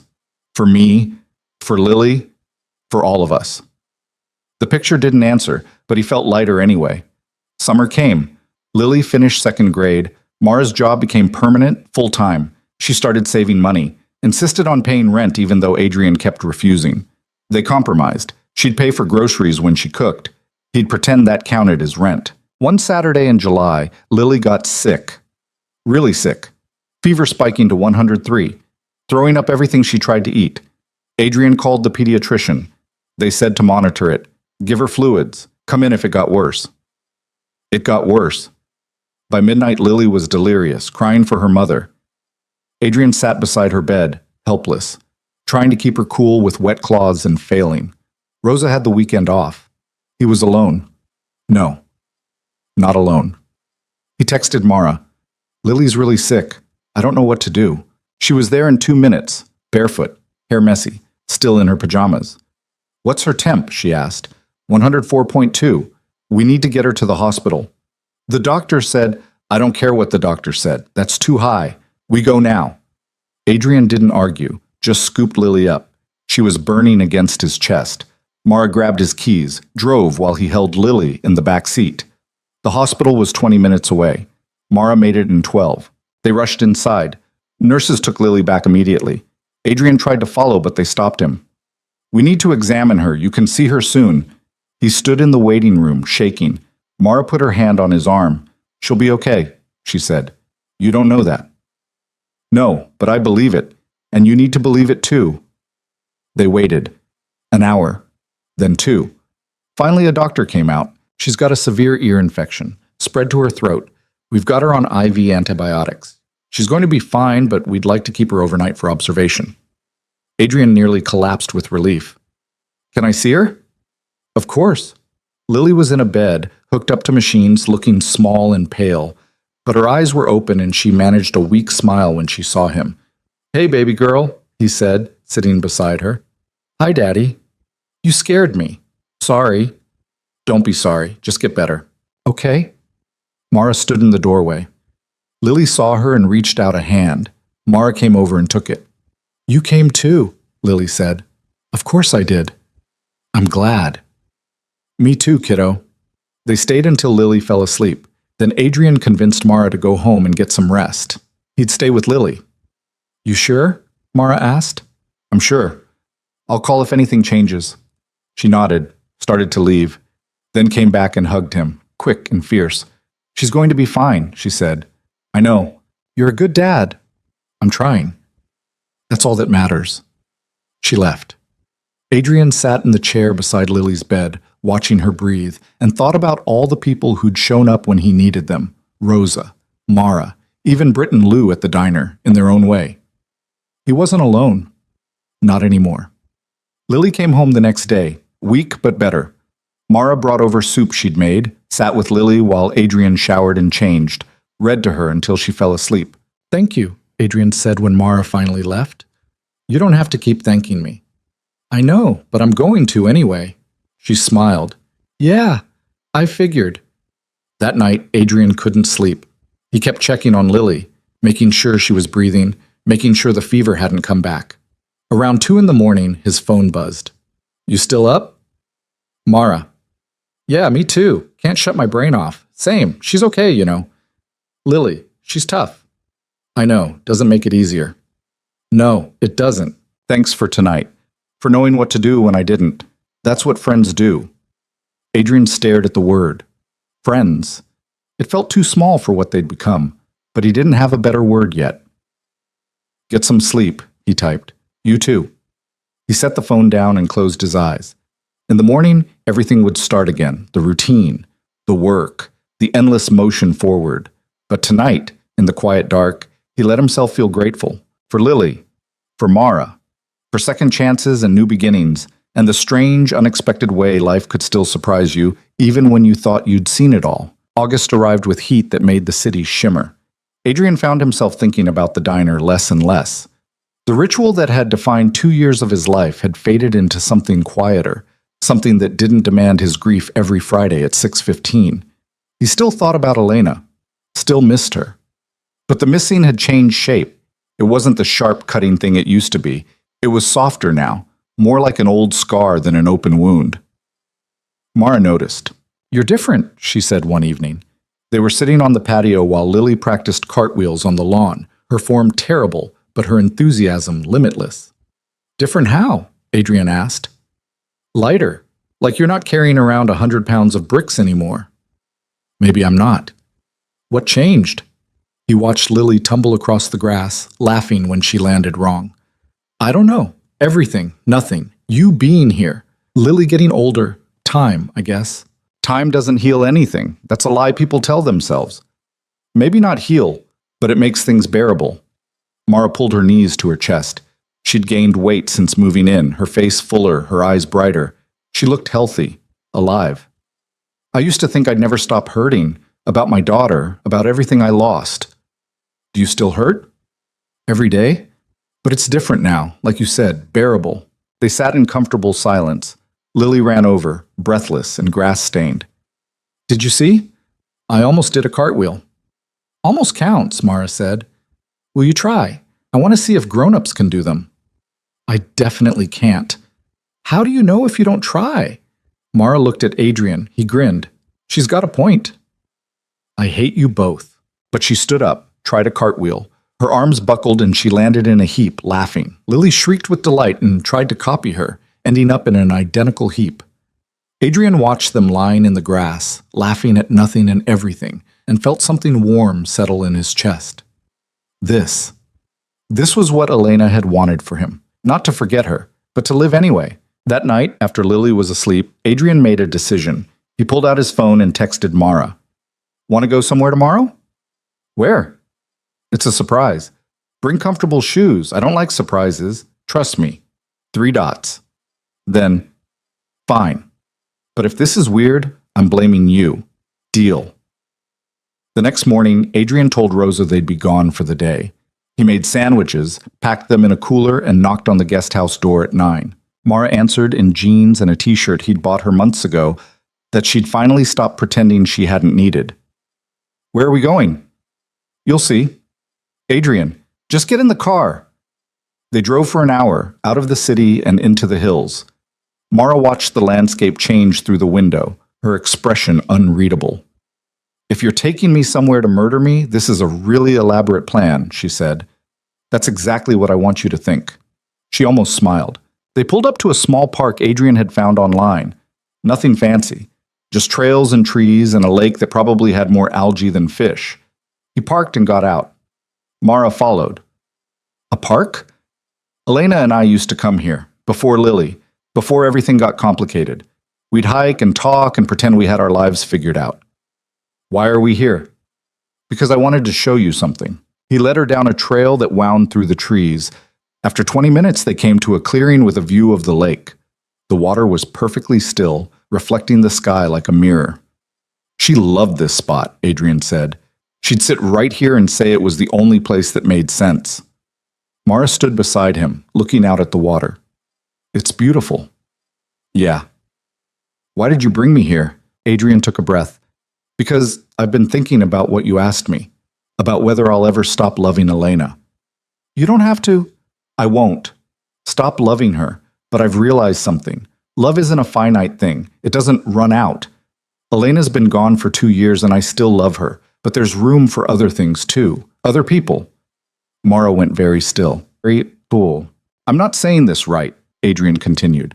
"I'm probably screwing this up, but you matter to me, more than I planned, more than I knew how to handle, and I think maybe Elena would understand that. I think she'd want me to be happy, even if happy looks different than it did when she was here. Adrian, you don't have to say anything. I just needed you to know." Mara turned to face him. Her eyes were bright. You're an idiot. So I've been told. I'm a mess. I'm broken, and I don't have anything to offer you. I'm not asking you to offer me anything. Then what are you asking? I don't know. To stay. To let me care about you without fighting me on it. To stop pretending this is just Friday dinners and a rental agreement. What is it then? I don't know. Something more. Something real. Mara looked away, blinking fast. I'm scared. Of what? Of screwing this up. Of hurting Lily. Of you waking up one day and realizing I'm not worth the trouble. You are worth it. You've always been worth it. You don't know that. Yes, I do. They stood there in the clearing, the lake stretching out before them, and Mara finally let herself cry. Not the angry tears she'd cried before, but the kind that came from letting go of something she'd been holding too tight for too long. Adrian pulled her into his arms and held her while she shook. When she finally pulled back, her face was red and wet and somehow more beautiful than he'd ever seen it. I don't know how to do this, she said. Neither do I. What if we fail? Then we fail. But at least we tried. She laughed, watery and broken. You make it sound simple. It is simple. We just make it complicated. Yeah, we do. They stayed at the park until the sun started to set, ate the sandwiches Adrian had packed, talked about everything and nothing. Mara told him about the kids in her class, about one little boy who reminded her of what her daughter might have been like. Adrian told her about a deal Vale Industries was working on that bored him to tears but kept the lights on. On the drive home, Mara fell asleep in the passenger seat. Adrian glanced over at her and felt that same warm feeling in his chest. Not the wild, consuming love he'd had with Elena, but something quieter, something that felt like coming home after a long trip. When they pulled up to the house, Mara woke up. Sorry, didn't mean to crash. Don't apologize, you needed it. She unbuckled her seatbelt but didn't get out. Thank you, for today, for showing me that place. You're welcome. And Adrian? Yeah? I want to try this thing, whatever it is. I'm scared, but I want to try. He reached over and took her hand. Okay. Okay? That's all I need. You wanting to try. She squeezed his hand and got out of the car. Adrian watched her walk to the guest house, and when she turned back to wave before going inside, he felt like maybe they were both going to be okay. The next few weeks were strange. They didn't announce anything, didn't make it official. But things shifted. Mara started eating dinner with them every night, started helping Lily with homework without being asked, started looking at Adrian like he was someone worth looking at. Lily noticed immediately. Are you and Mara dating? She asked one night at dinner. Adrian nearly choked on his water. Mara went bright red. What makes you ask that? Adrian managed. Because you look at her the way you used to look at Mom in the pictures. All smiley and weird. I don't look weird. You totally do. Mara was studying her plate like it held the secrets of the universe. Adrian set his fork down. Would it bother you if we were? Lily thought about it. No, I like Mara, and you've been happy lately, happier than before. Yeah? Yeah. So if Mara makes you happy, that's good. Mara finally looked up. You're a pretty smart kid. I know, Lily said matter-of-factly. So are you dating or not? Adrian and Mara looked at each other. Yeah, Adrian said. I think we are. Cool. Can I have dessert now? Just like that. No drama. No complicated emotions. Just acceptance and a request for ice cream. Later, after Lily was in bed, Mara found Adrian in the kitchen. That went well, she said. Better than I expected. She really is smart and kind. You've done a good job with her. We did a good job. You've been part of her life for months now. I'm just the lady in the guest house who can't do cartwheels. You're more than that, to both of us. Mara leaned against the counter. I've been thinking about something. What? About my daughter. About trying to find her. Adrian's heart skipped. Really? Not to disrupt her life. Not to show up and mess everything up, but just to know she's okay, to maybe send a letter or something, let her know I exist if she ever wants to find me. I think that's a good idea. You do? Yeah. I think you deserve to know she's okay, and she deserves to know you never stop thinking about her. Mara's eyes went wet. I don't even know where to start. I can help, if you want. You'd do that? Of course I would. She crossed to him and wrapped her arms around his waist, her head against his chest. He held her, feeling her breathe, feeling the weight of everything she'd carried alone starting to shift. Thank you, she whispered. Always. They started the search the next week. Adrian hired a private investigator. It took 3 weeks, but they found her. Sarah, living in Portland with her adoptive parents. Happy, by all accounts. Doing well in school, playing soccer, living the life Mara had wanted for her. The investigator provided an address, a way to contact the family if Mara wanted. She stared at the file for an hour, not touching it. I don't know if I can do this, she said. You don't have to, Adrian said. Not if you're not ready. What if they say no? What if they don't want me reaching out? Then you'll know you tried. That's all you can do. Mara opened the file, read through the information, looked at the photo the investigator had included, a girl with dark hair and Mara's smile. She looks happy, Mara said, her voice breaking. She does. That's all I wanted, for her to be happy. Then you gave her that. Even if you never see her again, you gave her that. Mara closed the file. I'm going to write her a letter, not to send now, but to have. For when she's older, in case she ever wants to know who I was. That's perfect. She spent days on that letter, writing and rewriting, trying to explain a decision that couldn't be fully explained, trying to apologize and not apologize at the same time, trying to give her daughter permission to hate her and love her and forget about her all at once. When she finally finished, she sealed it in an envelope and gave it to the investigator with instructions to hold it until Sarah turned 18. Now she has it, Mara said, if she wants it. And if she doesn't? Then at least I tried. Adrian pulled her close. I'm proud of you. Don't be. I'm just doing what I should have done years ago. You're doing what you can do now. That's all any of us can do. September came. Lily started 3rd grade. Mara's job became permanent with benefits and a raise. Adrian sold a division of Vail Industries for an obscene amount of money and realized he didn't care about the money at all. One Friday in late September, Adrian made a suggestion. Let's go to the diner tonight. Mara looked up from the book she was reading. Really? Yeah, I want to go back, not because I have to, but because I want to. What changed? Everything. Nothing. I just think it's time. They left Lily with Rosa and drove across town. The diner looked exactly the same. Flickering neon, dirty windows, the same bell jingling when they walked in. Britt looked up and her face split into a grin. Mr. Vail, haven't seen you in forever. Where you been? Around, just busy. And you brought your girlfriend. Britt winked at Mara. News travels fast, Mara said. This is a small diner. We know everything. They slid into the old booth. The vinyl was still cracked. The table still wobbly, but something about it felt different, not sacred anymore, just familiar. Britt took their order. The usual? Adrian looked at Mara. She looked at him. Actually, Adrian said, I'll have the burger, and she'll have whatever she wants.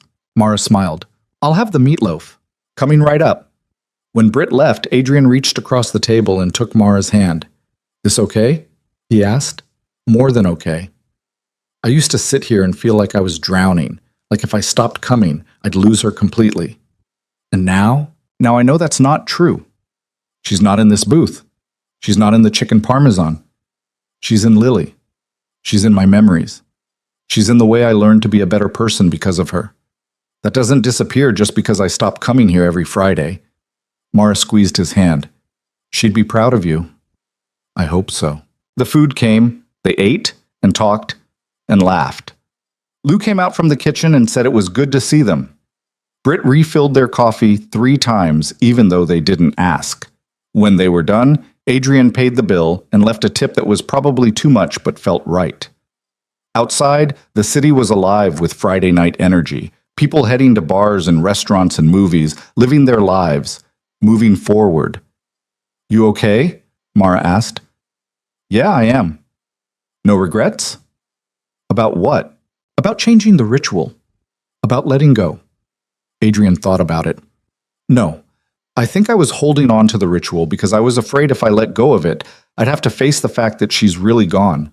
But I'm ready now, to face it, to live anyway. What made you ready? You, Lily, time, all of it. They walked to the car, hand in hand. On the drive home, Mara said, I've been thinking about something. What's that? About moving out of the guest house.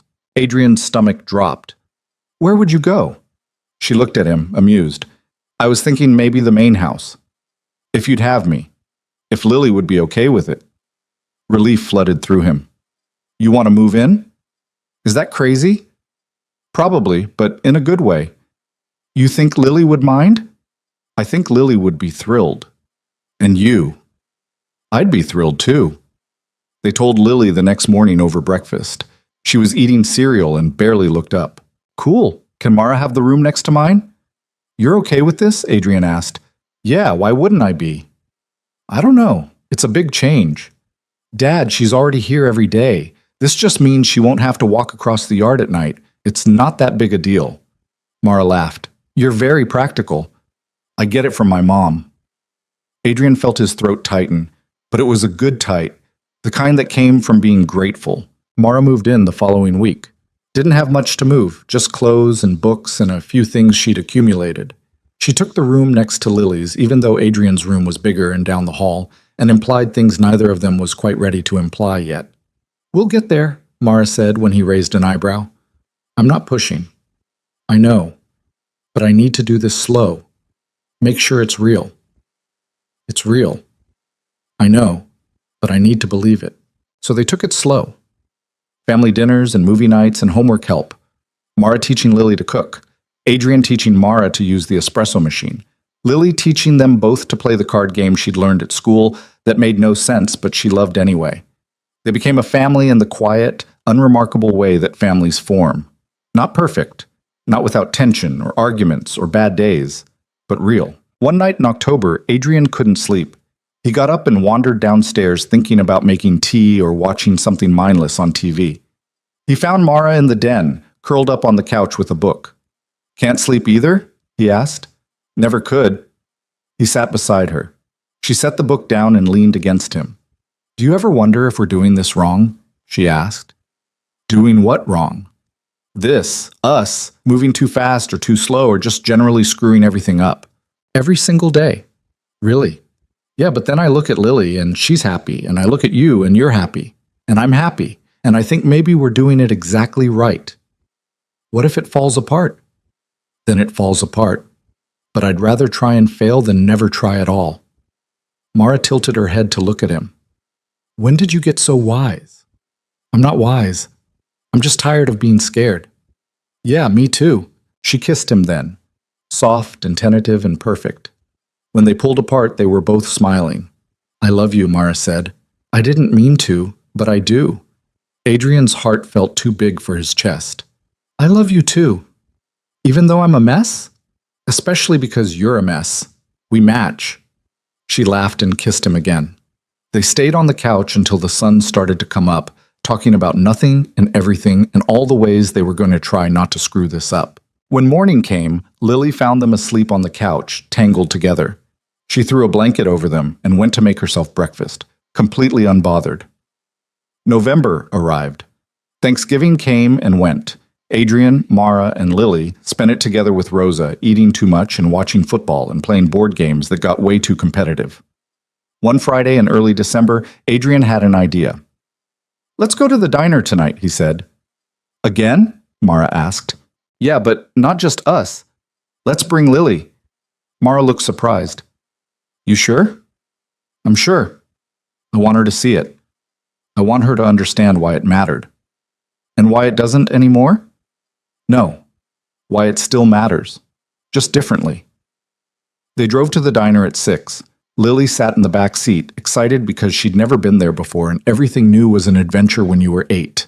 When they walked in, Britt's face lit up. The whole family! This is new! We thought it was time, Adrian said. They slid into the booth. All 3 of them. Lily in the middle. Britt brought menus, but Adrian waved them away.